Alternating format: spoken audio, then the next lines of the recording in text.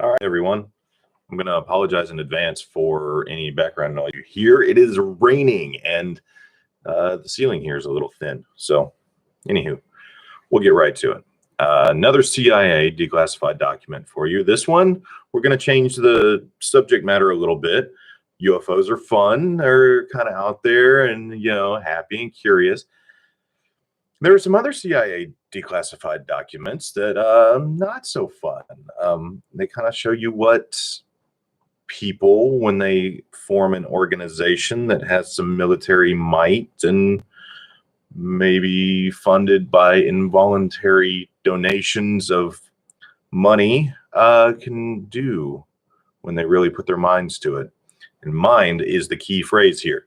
So you've probably heard, because if you've followed any kind of conspiracy theories, this is one of the most popular ones that you'll hear the crazy people like myself talk about, because it's been declassified after years and years, decades of harm and damage to innocent people. Some people not so innocent, right? But still, they didn't deserve this. And then decades later, it's declassified. It's like, oh yeah, we called you a liar for decades and harmed your family and others and completely ruined your reputation and basically made you look crazy for most of your life. Saying that you didn't, saying that you were making it up or that you had lost your mind. And oh no, we were lying. We admit it. We were lying. That's how this goes. It's really painful. So we're going to be talking about a little bit MKUltra, very popular. Some of the sub-projects of MKUltra include, and some of the preceding projects, BLUEBIRD and ARTICHOKE will come up here. But we're going to start off with, as with the last time, a document. It's been released by the CIA. You can find it on the blackvault.com, link down below.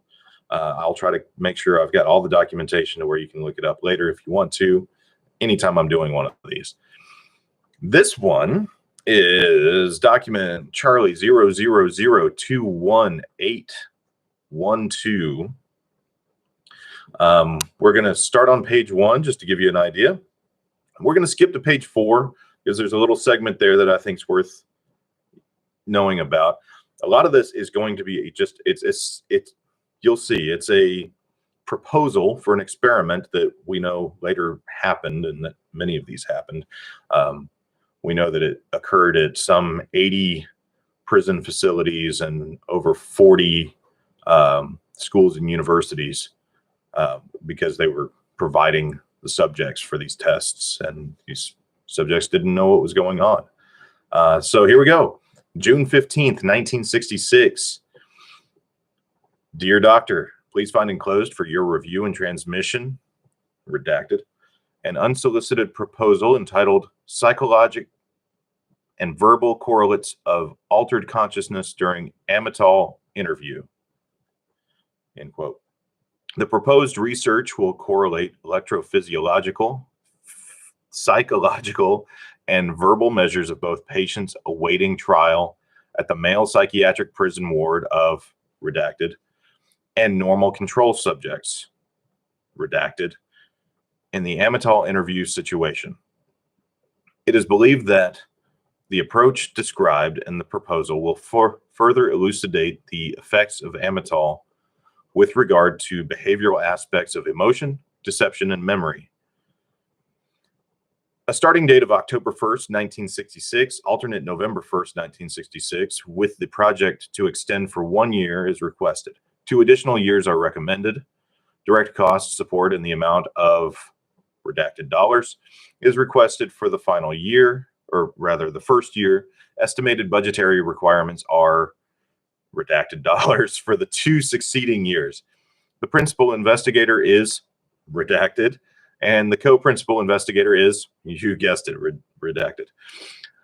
I may be contacted at, redacted.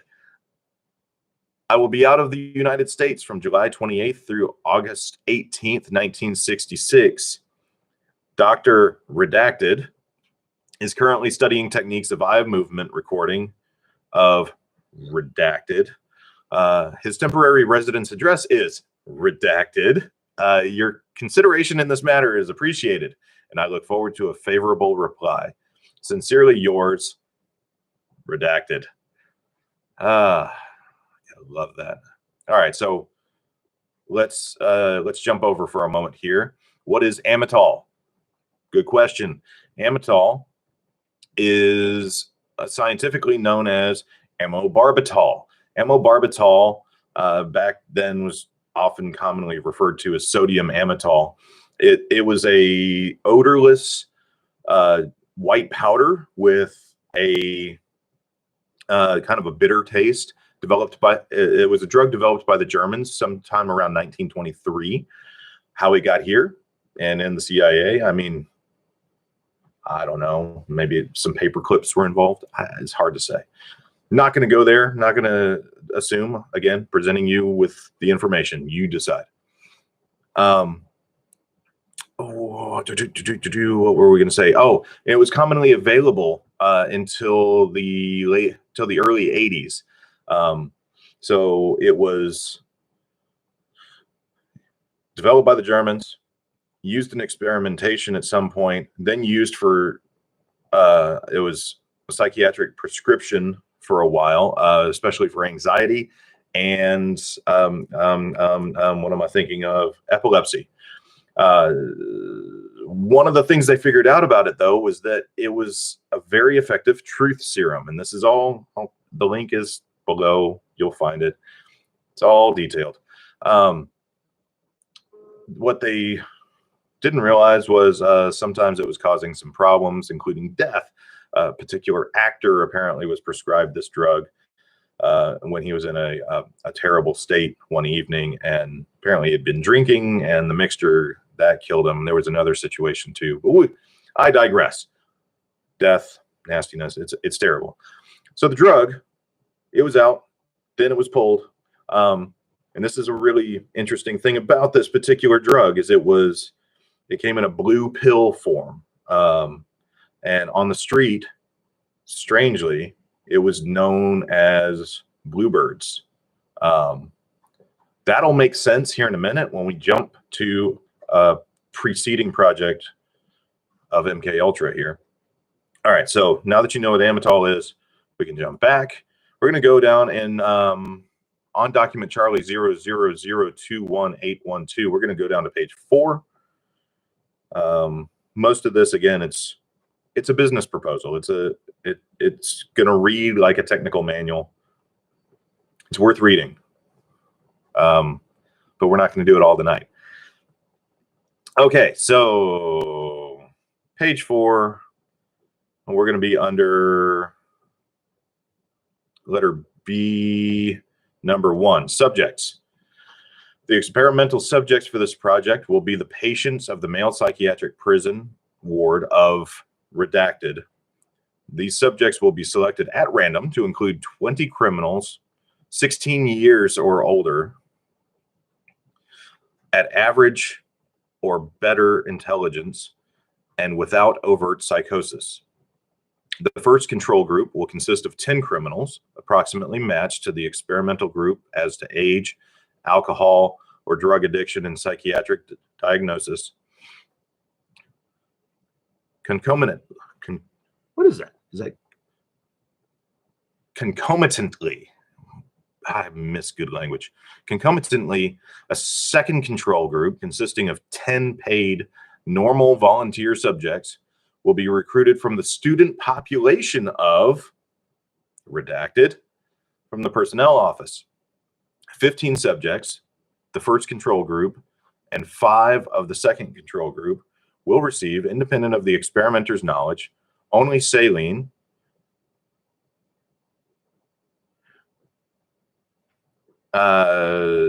basically they're doing you know what they're doing, it's a placebo. They're outlining the metrics of the placebo. The word's broken off. Only a saline I don't know what they're going for there.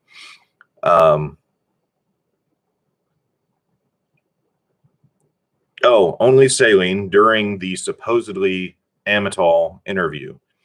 It is planned that the study should continue for 3 years to complete a total sample of 120. That's 60 experimental and 60 control subjects. 120 people they were going for on this. This is just one. All right, so this basically it doesn't confirm because I don't have the approval, but we know it was approved later. That's a bunch of other documents later. So we know into the 60s, CIA working on interview tactics. Basically, they're trying out these truth serums, trying to see how they can get people talking, and then other things. So all that covert stuff, fun, not so fun stuff. Let's see here. The next one I had for you, and I actually had 2 documents this time. I'm just looking here. This one won't be as interesting, but it fits in. Charlie 00140389, 29 October 1952, so about 14 years earlier. Between the last indicated date, 9 April 1952, and mid-October 1952, redacted and the writer conducted artichoke experimentation. Now, that's what I wanted to get to. The way it's written here, it's like they're talking about little artichokes. They're really not. They're really not. So, yeah, so between the last indicated date, 9 April 1952, and mid-October 1952, redacted and the writer of this document, conducted artichoke experimentation in redacted in 2 separate trips. The first trip was in June, and the second trip extended from mid-August to early September. In view of these trips, and in view of the additional work and confusion resulting from preparations for the trips, it was agreed by all hands in both instances to abandon the H experimentation during the summer. H, you'll find, is actually just, they didn't want to have to spell out hypnosis every single time. So they're talking about, with Project Artichoke, drug-induced and other methods of inducing hypnosis in people. After returning from redacted, and the writer held a series of conferences concerning the hypnosis experimentation with redacted Bannerman. You can almost make it out. You can tell they inked out some stuff, but last name Bannerman. And it was decided that the experimentation should not only begin again, but it should be broadened and the experiments made more complicated and more of an operational type. Bannerman supported these proposals and stated that he was certain that redacted would now give consent to more complicated experiments, particularly due to the fact that the INSO was now to completely control the artichoke work and that OSI was no longer to be the controlling influence. I need to look into those. Redacted and the writer agreed to conduct work along 2 separate lines. The first would be a continuation of basic experiments with new personnel, and the second involving the more advanced type of work with thoroughly experienced individuals, particularly in regard to travel and operations involving long-range control, both as to time and space. They're talking about remote control, hypnosis over distance and time. So it was also agreed that hypnosis experimentation would begin at once. Again, that's 29 October 1952. All right, so Artichoke. Let's talk about Artichoke for just a moment. Project Artichoke, it started off as Project BLUEBIRD, which I thought was really interesting because I learned today, reading through these documents, about the Amitol being called bluebirds once they hit the street in the US. Anyway, so Project BLUEBIRD becomes Project Artichoke. Project Artichoke leads into Project MKULTRA, which is the expanded form of Project Artichoke that we heard allusion to in this last communique.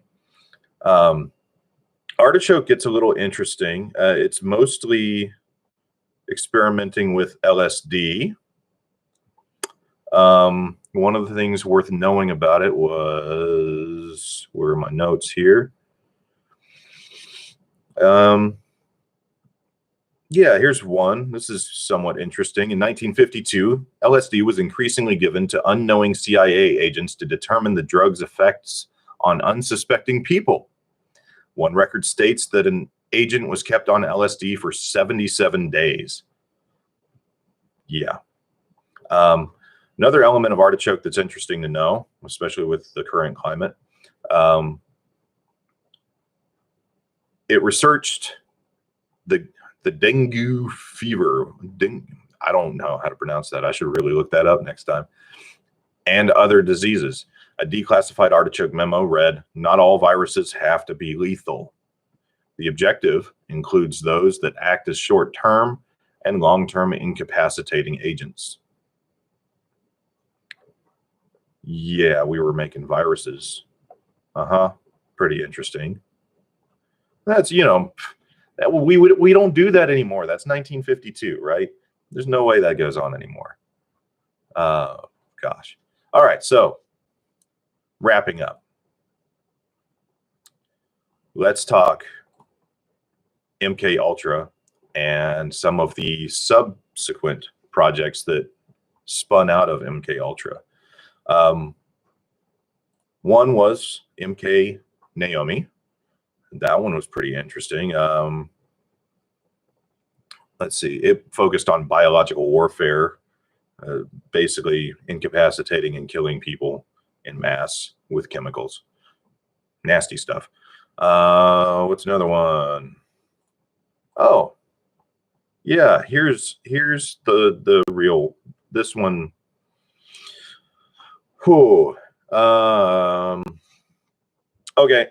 So we're gonna talk about Canada for a moment here. And we're also going to talk about San Francisco, Marin, and New York. So let's start with those. Operation Midnight Climax dealt with, yeah, no, it's exactly what it sounds like. Midnight Climax. CIA had some safe houses in San Francisco, Marin, and New York, and they ended up turning them into brothels. This is, you can't make it up. I mean, you could, but you don't have to. You just read the documents. It's all out there. They basically got prostitutes to lure people in to the brothels, and then those prostitutes slipped the subjects LSD and other things, mainly LSD, it seems like, and then all their acts were monitored from behind one-way glass. You would think, oh yeah, well, what use was that? The use was they learned a lot about sexual blackmail, surveillance tech, and mind-altering drugs in field ops. Yes, they did, and with great documentation. Now, this is the one. This is the one. If it's going to turn your stomach. I'll be honest. I'm just going to read this straight from the Wikipedia page because you can look all this up on Wikipedia. It's all out there. It's not even like allegedly such and such happened or it's theorized such and such. No, it's just here's what happened. Here are the references. Yeah, take a day. Learn what people in government organizations and other organizations are willing to do to make people better or whatever. In 1957, with funding from CIA front organization Donald Ewan Cameron of the Allen Memorial Institute in Montreal, Quebec, Canada, yes, began MKUltra Subproject 68. His experiments were designed to first de-pattern individuals, erasing their minds and memories, reducing them to the mental level of an infant, and then to rebuild their personality in a manner of his choosing. To achieve this, Cameron placed patients under his care into drug-induced comas for up to 88 days. He applied numerous high-voltage electric shocks to them over the course of weeks or months, often administering up to 360 shocks per person. He would then perform what he called psychic driving experiments on the subjects, where he would repetitively play recorded statements such as, "You are a good wife and mother and people enjoy your company," through speakers he had implanted into the blacked out football helmets that he bound to the heads of the test subjects for sensory deprivation purposes. The patients could do nothing but listen to these messages played for 16 to 20 hours a day for weeks at a time. In one case, Cameron forced a person to listen to a message nonstop for 101 days. Using CIA funding, Cameron converted the horse stables behind Allen Memorial into an elaborate isolation and sensory deprivation chamber where he kept patients locked in for weeks at a time. Cameron also induced insulin comas in his subjects by giving them large injections of insulin twice a day for up to 2 months at a time. Several of the children, and that's content warning, several of the children who Cameron experimented on were sexually abused in at least one case by several men. One of the children was filmed numerous times performing sexual acts with high-ranking federal government officials in a scheme set up by Cameron and other MKUltra researchers to blackmail the officials to ensure further funding for the experiments.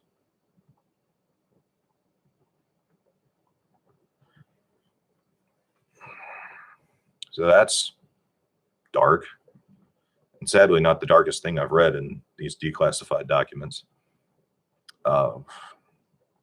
We won't go into those, though.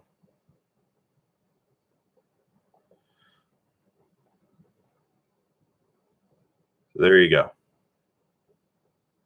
Now you know a little bit more about what we've admitted as nations to doing to people without their knowledge.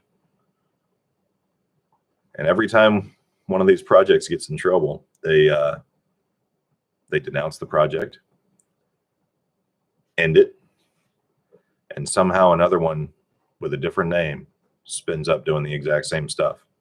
I mean, you can see it. Bluebird becomes Artichoke, becomes Ultra, becomes 68, and so on and so forth. It's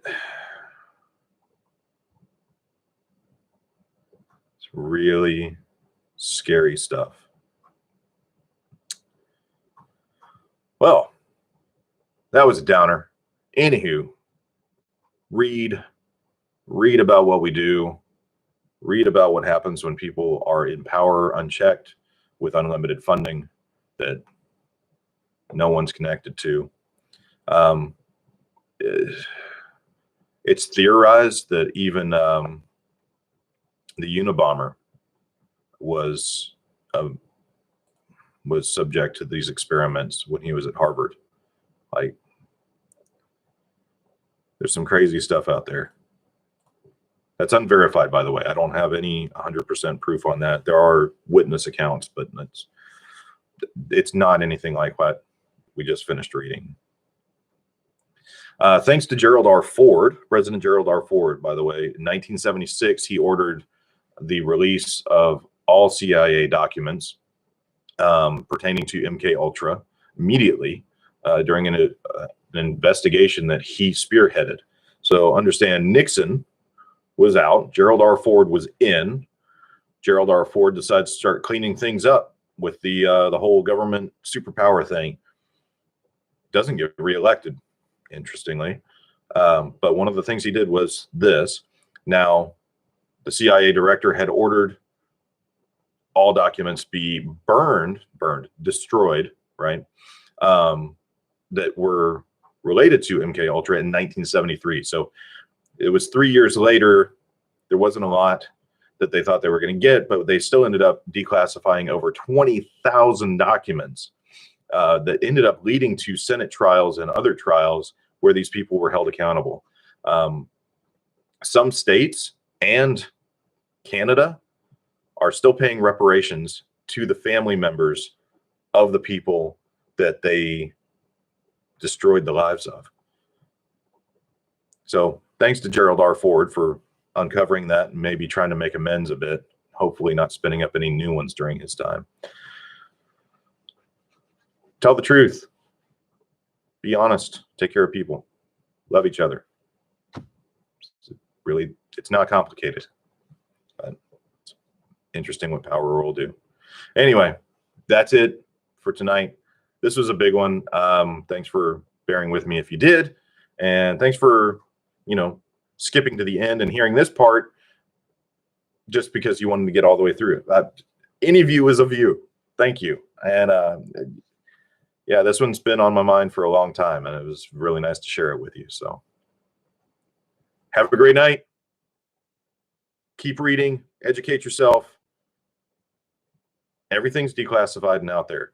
The blackvault.com. Go there. Just read documents. It's boring as all get out most of the time, but when you find a payoff gem like one of these, it makes it all worth it. Peace.